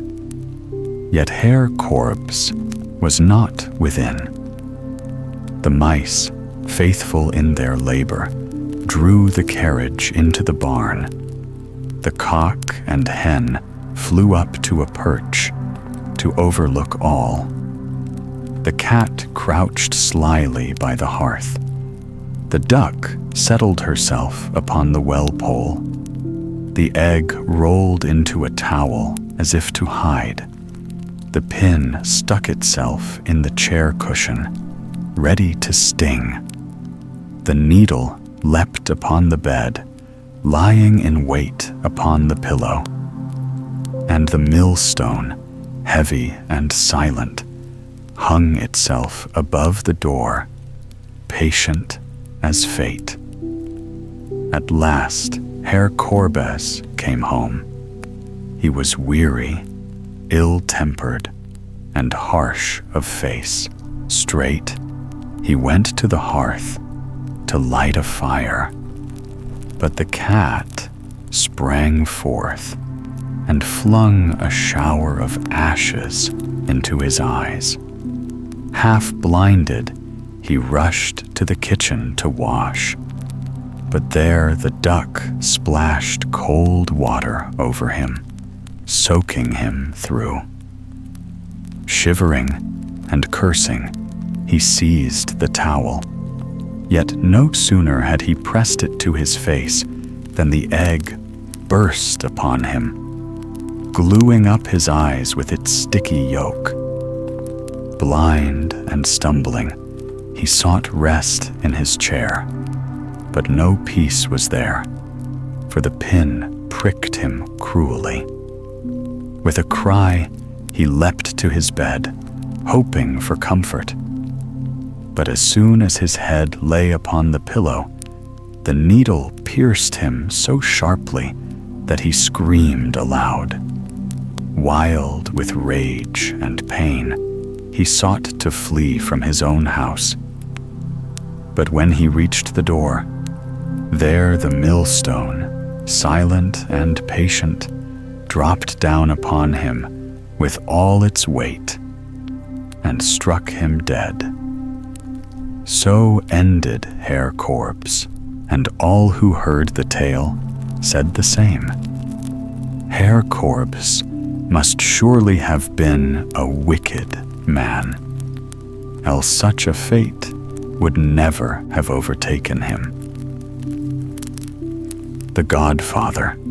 There once lived a poor man, humble and weary, who dwelt in a crooked little hut at the edge of a dark forest. His clothing was patched, his hands were calloused from toil, and his table was rarely spread with more than a crust of bread and a cup of thin broth. Yet he bore one treasure above all others, a great multitude of children. They came one after another, so many that the neighbors whispered he must have forgotten to count them. And with every child, as was the custom, he sought a godfather. But alas, he had already asked all the folk he knew, friends, strangers, the rich and the poor alike, until no one on earth remained whom he might invite. When yet another child was born, the poor man was overcome with despair. He sat by the hearth, head in hands, asking himself whom he could choose, for a child without a godfather was a child without protection in the eyes of heaven. The more he pondered, the darker his thoughts became, until weariness pressed him into slumber, and in his sleep he dreamt. A voice, soft yet commanding, spoke into his ear. Go outside the city gate. The first person you meet there shall be godfather to your child. The poor man awoke with the dream heavy upon his heart, and though he feared it was folly, he trusted the vision. He wrapped his cloak around his shoulders, stepped outside the gate, and there, just as the dream foretold, he met a tall, cloaked stranger. The man bowed low and spoke with trembling voice. Good sir, would you grant me the honor of being godfather to my newborn child? The stranger's eyes gleamed with a strange light. He placed into the poor man's hand a little vial made of glass, filled with clear water that shone like moonlight. Then he said, Take this water, for it is no ordinary water, but one of wonder and power. With it, you shall heal the sick. Yet heed my words carefully. You must always look to see where death is standing. If death is at the head of the sickbed, give the patient a sip, and he will rise well again. But if death stands at the feet, then all your care will be in vain, for none may turn aside that fate. From that day forth, the poor man possessed a gift unlike any other. He entered cottages and palaces alike, looked to the bed, and always knew whether hope remained. Soon, his fame spread far and wide, and though he had once owned nothing, now he earned gold and favor from every corner of the land. It happened that the king himself called for the man, for his only child lay deathly ill. The poor man entered the royal chamber, and to his relief, he saw death standing by the child's head. He poured a drop of the wondrous water upon the child's lips, and lo, the prince opened his eyes and lived. A second time, the prince fell into sickness, and again the healer came, and again death stood by the head, and again the child was saved. But when the illness returned a third time, the poor man saw with dread that death now stood solemnly at the foot of the bed. He knew then that even the water could not help, and the prince's soul departed. In time, the poor man's heart was stirred with curiosity. He wished to see once more the mysterious Godfather who had given him the gift. So he journeyed far until he found the strange house where the Godfather was said to dwell. The place was unlike any dwelling of men. On the first flight of stairs, a broom and a shovel were quarreling fiercely, striking one another with blows as though they were alive. Bewildered, the man asked, "Pray tell, where does the Godfather live?" And the broom answered, "Climb one flight higher." On the second flight, he beheld a heap of severed fingers, pale and lifeless. His blood ran cold. Yet, when he asked, "Where dwells the Godfather?" one of the fingers stirred and whispered, "One flight higher."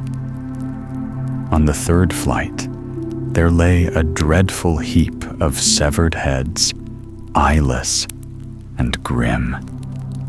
They rolled slightly as though restless.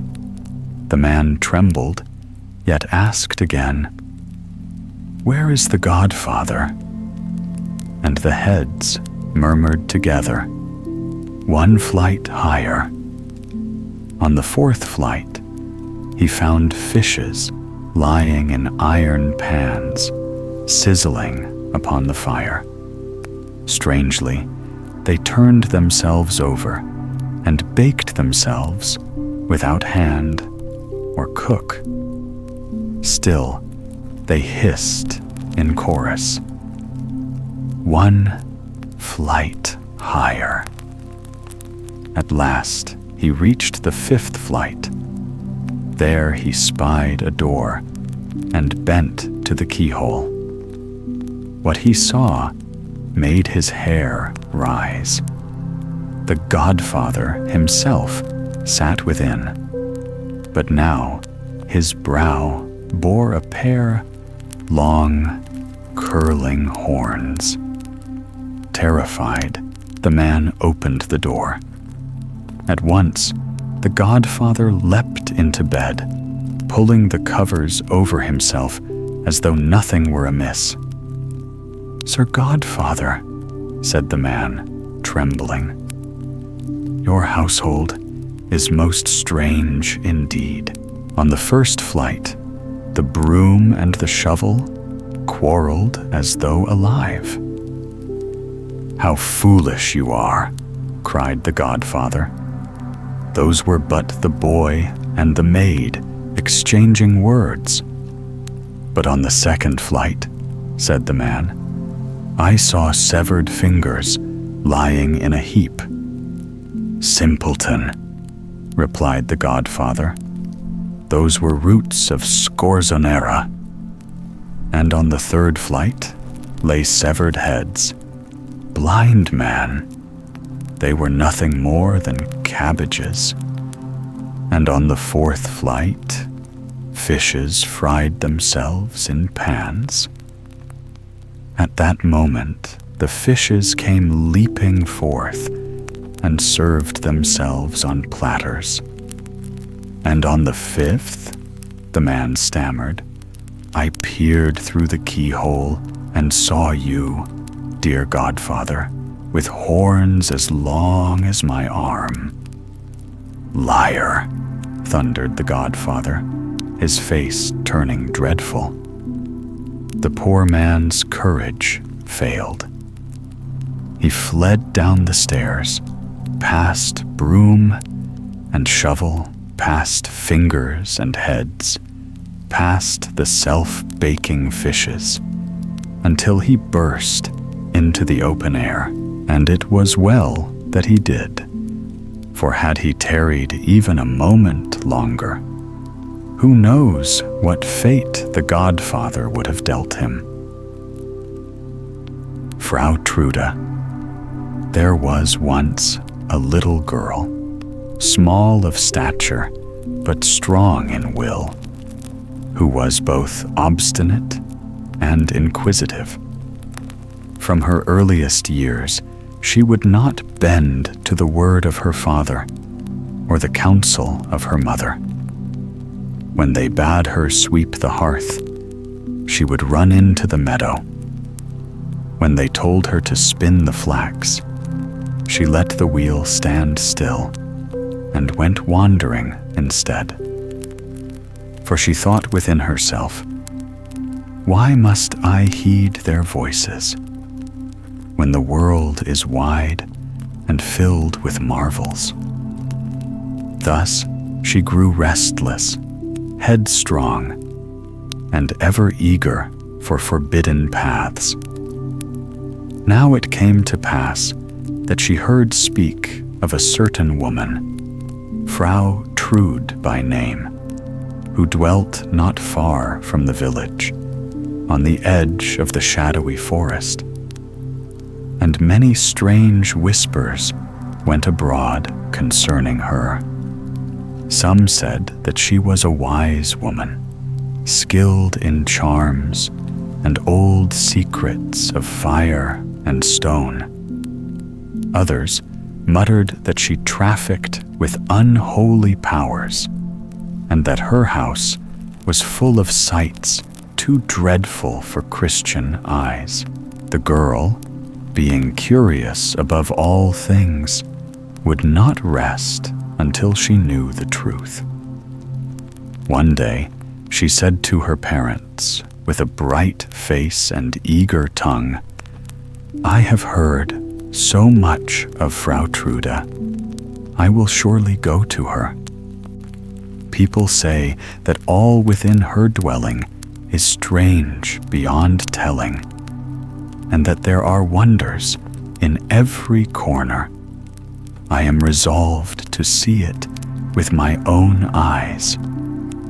Her father turned pale, and her mother wrung her hands. "Child," they cried together, "speak no more of this.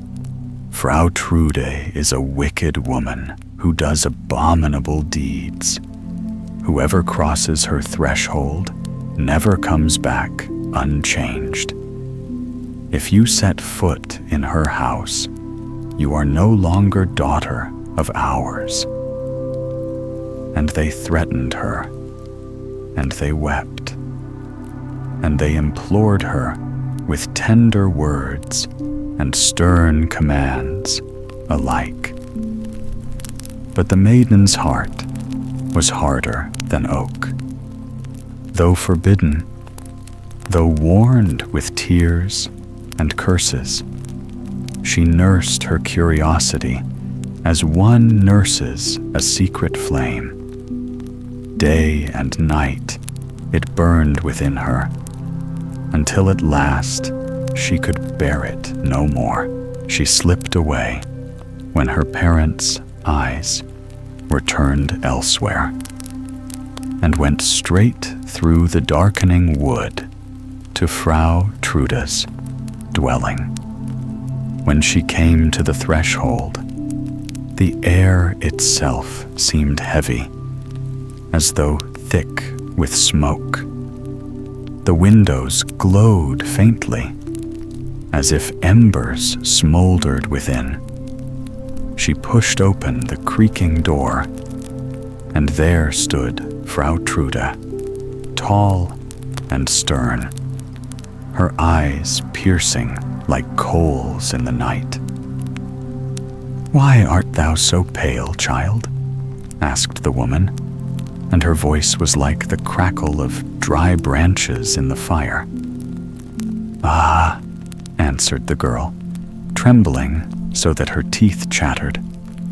"I have been terrified by the things I beheld on the way." "And what didst thou see?" said Frau Trude, and she leaned closer. "I saw a black man upon your steps." "That was but a collier," said the woman with a grim smile. "Then I saw a green man in the shadows. That was a huntsman who comes for the wild game. After that, I saw a man all blood red. That was a butcher with his apron stained," said Frau Trude, her eyes glinting. "Ah, Frau Trude," whispered the maiden, "my fear grew too great, for when I looked through the window, I saw not you at all, but surely, as I believe, the devil himself, with a head that burned with fire." "Oh, oh," laughed Frau Trude, and the laugh was harsh and hollow. "Then thou hast seen the witch in her true attire. Long have I waited for thee. Long hast thou been marked out for my hearth. Thou shalt serve me, and thou shalt give me light." With that, she stretched forth her hand, and before the maiden could cry or flee, her body grew stiff and hard. Flesh turned to wood, hair to withered straw, and in the twinkling of an eye, she was no longer a child, but a block of firewood. Frau Trude lifted the log and cast it upon the flames.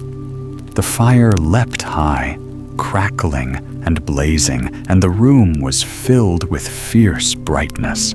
Then Frau Trude drew a stool close to the hearth, warmed her hands by the glow, and said with a grim content, "That shines bright for once, in a way." And thus ended the tale of the obstinate girl who would not obey, who hungered for forbidden knowledge, and who found her reward in the fire of Frau Trude. Godfather Death.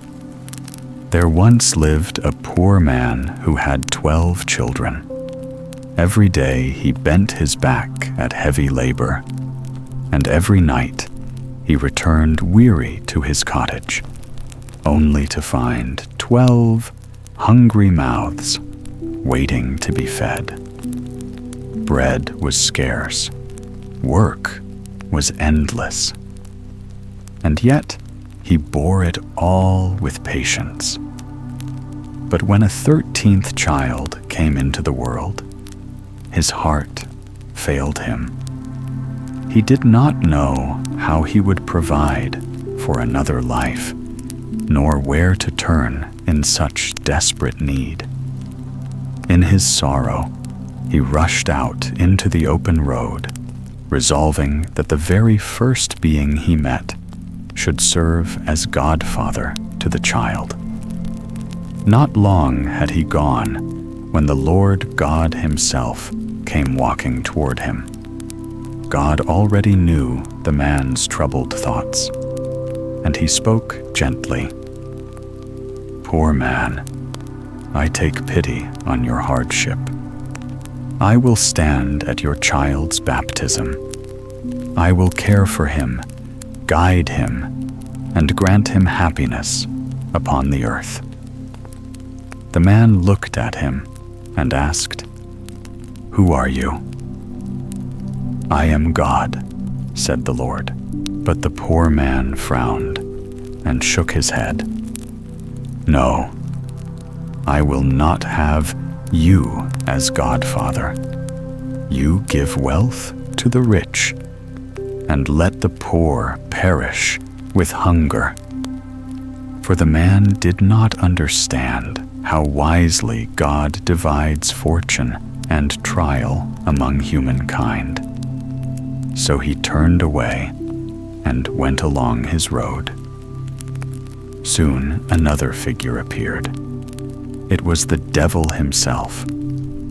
He stopped before the man and asked, "What are you seeking? If you will take me for your child's godfather, I will grant him heaps of gold and every pleasure the world can give." "Who are you?" asked the man. "I am the devil."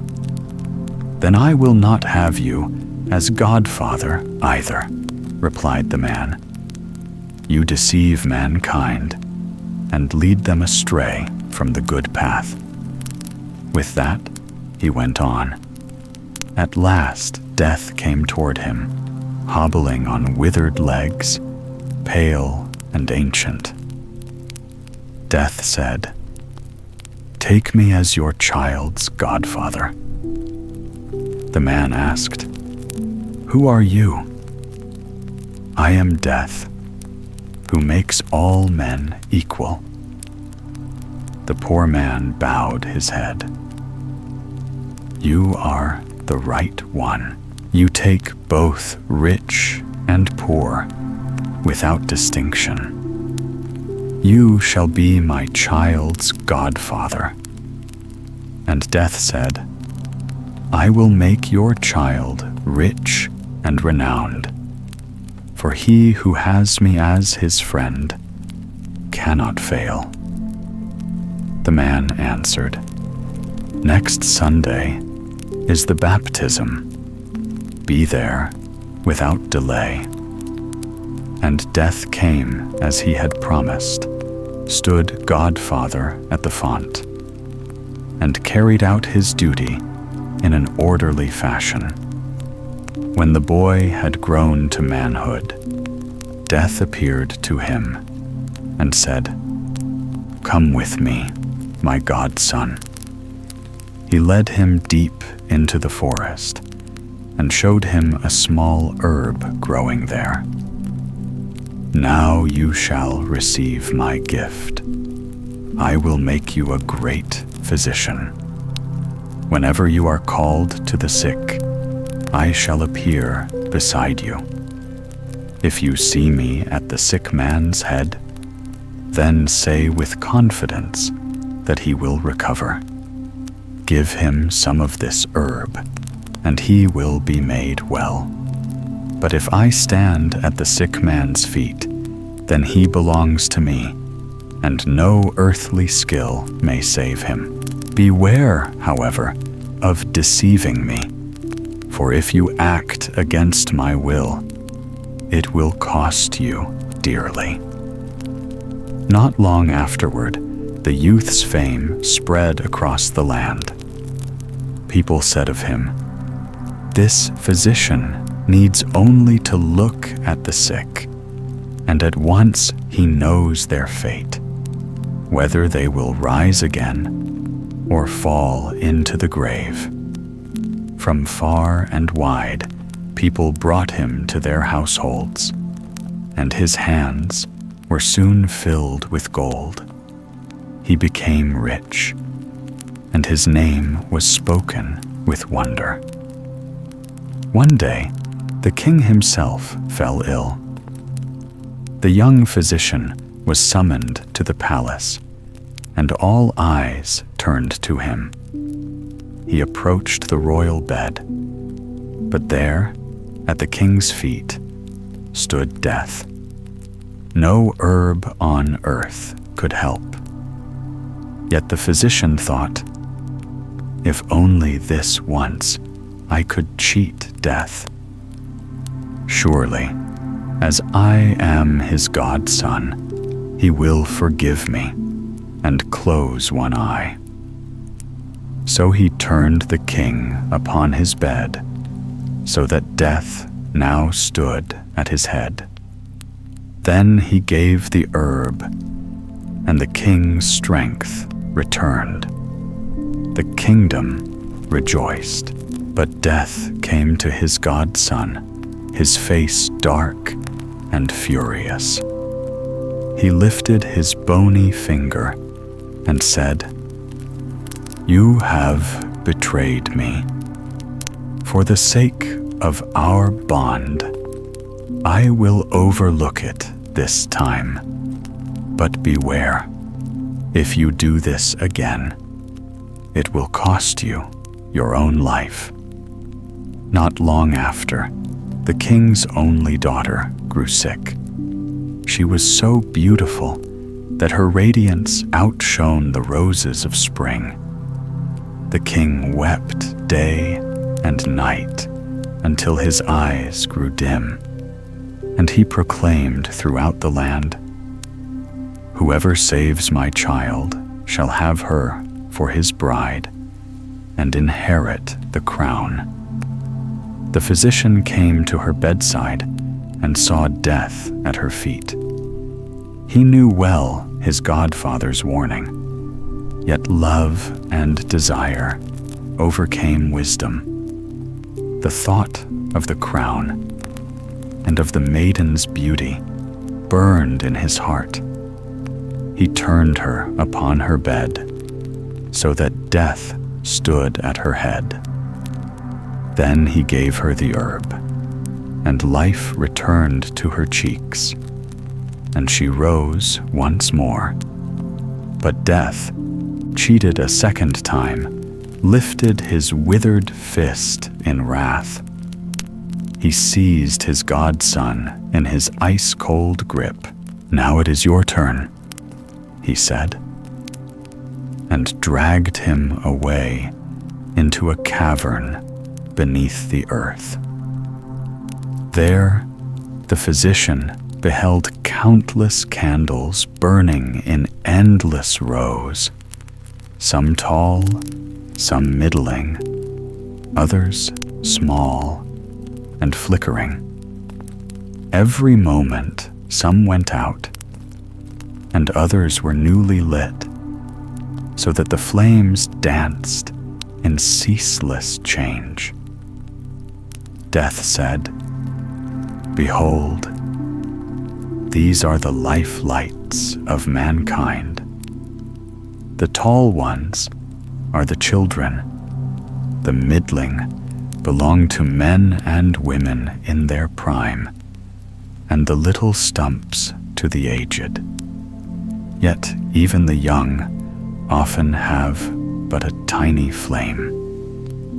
"Show me mine," said the physician, expecting it to be long and strong. Death pointed to a small stump, trembling and ready to die. "There it is." The physician shuddered. "Oh, dear godfather, light me another. Do me this kindness, that I may live to be king and wed the princess." Death answered, "It cannot be. One flame must go out before another is lit. Then at least set this dying flame upon a new candle, so that it may continue to burn." Death, pretending to grant his request, took up a tall candle, but in vengeance he fumbled deliberately. The little stump fell and was extinguished. The physician fell lifeless to the ground, and thus he too came into the hands of death.